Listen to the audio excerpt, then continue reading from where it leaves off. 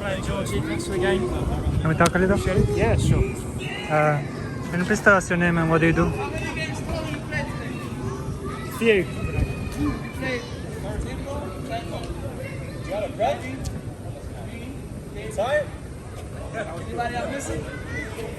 Can't remember. I played someone first. I can't. Carlin. So my name's Luke Thompson. I'm from the UK. I've come over to try and represent Europe against some of these amazing New York players. So yeah, that's why I came to Castle Hill today to get some of the games in. How many times are you coming to the US? So it's my 4th time in New York. I try and spend 4 weeks out here every summer to try and keep up to these levels because the standard's very high. Good luck Saturday. I'll see you Saturday. Appreciate it. Thank you, bro. Thank you.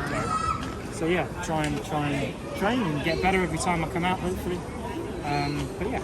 How do you train? So I spend most of my time training on my own. I've got some courts where I am, so 80% of my training is just me. And then I get a little bit of game time every Tuesday night for 2 hours.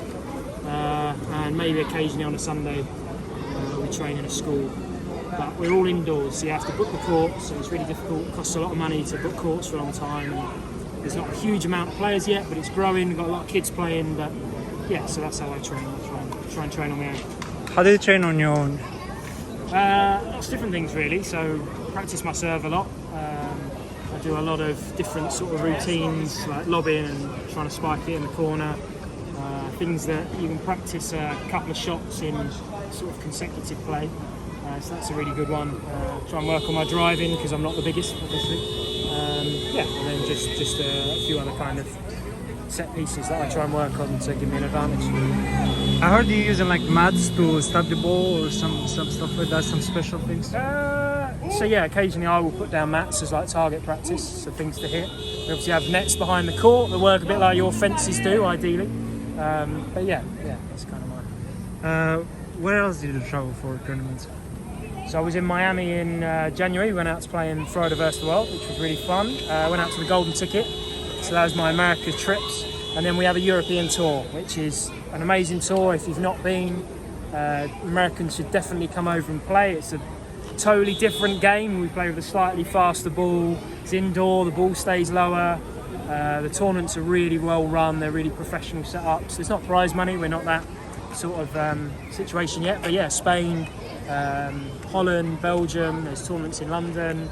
One in Wales, one in France. Yeah, there's some really cool tournaments. But you should definitely come out. What are some of the top players in Europe that are good competition for you? Yeah, so I guess the top 5 players in Europe at the moment would be myself, Sasha, who's also been out in New York, so a lot of people will know. A guy from Ireland called Conor McElduff. A Basque player who's out this year, who's doing really well, competing in some of the tournaments and doing great, called Lur Zarustra. He's a really strong competitor, so you might see him this weekend, hopefully.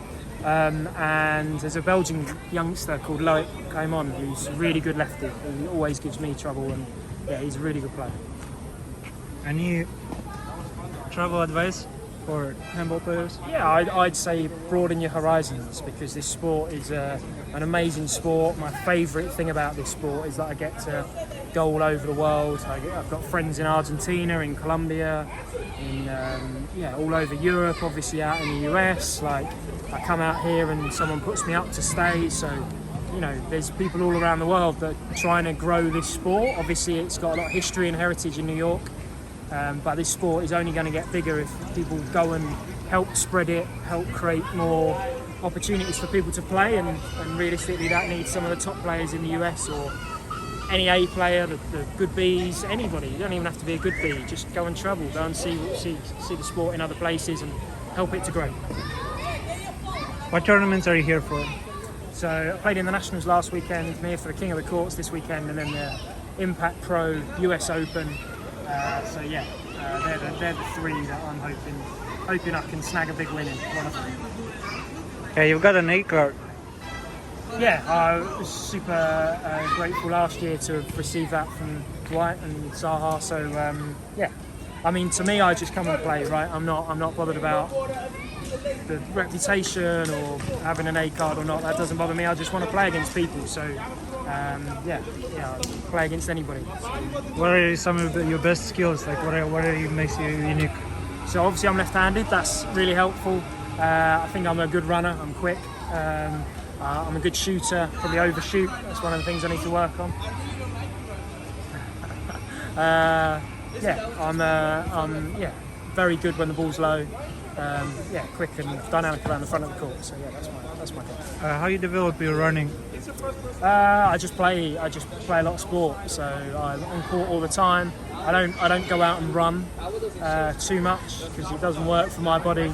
But I spend a lot of time on a one-wall court. Even when I'm training on my own, trying to run, trying to push myself. It's hard playing on your own. You don't have anyone else to hit the ball against. So you run a lot if you train hard. So that's what I do. How can we do better in England and everywhere else to have more players like you?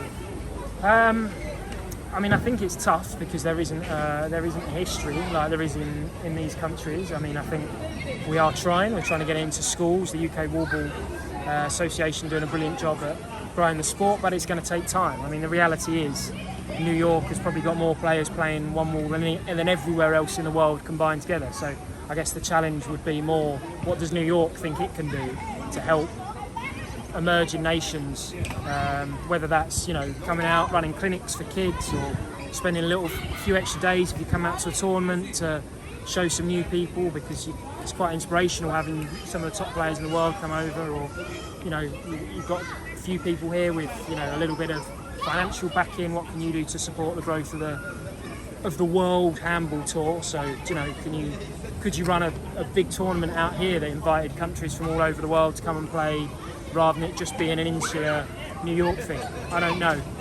So that would be my challenge back, I guess. How many games you had today? I've got no idea. Quite a few.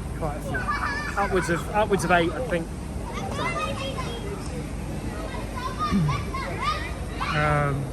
What was one of your most memorable tournaments? By what? I think probably about longer than that now, maybe 4 years ago, pre-pandemic. The Spanish Open was a great tournament for me. I won gold in the doubles and the singles. The doubles, we made a ridiculous comeback with my partner Dan Grant. Came from nowhere, we won 25-24 in the final. And it was one of my first big singles wins. And it was sort of catalyst. I went on to win every tournament in Europe that year. So that was kind of my breakthrough season, really. So that was the one that always sticks out in my mind.